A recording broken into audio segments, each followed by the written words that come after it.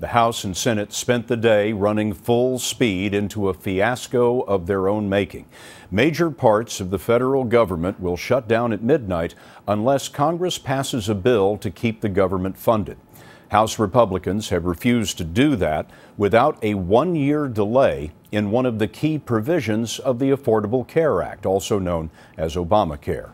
There are late-breaking developments in this story, and here is Nancy Cordes on Capitol Hill. Scott, the Capitol is locked in what feels like a never-ending game of chicken. The Republican-led House has just passed for the third time a GOP bill that funds the government but also weakens the president's health care law. And for the third time, Senate Democrats say they will block it. Well, we're at the brink.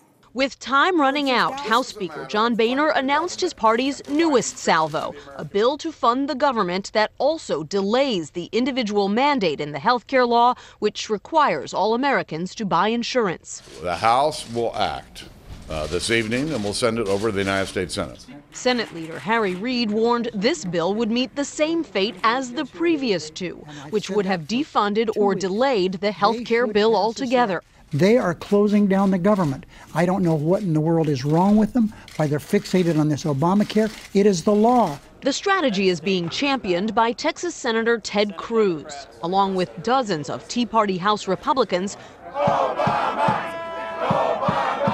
who rode a wave of Obamacare-related anger into office in 2010.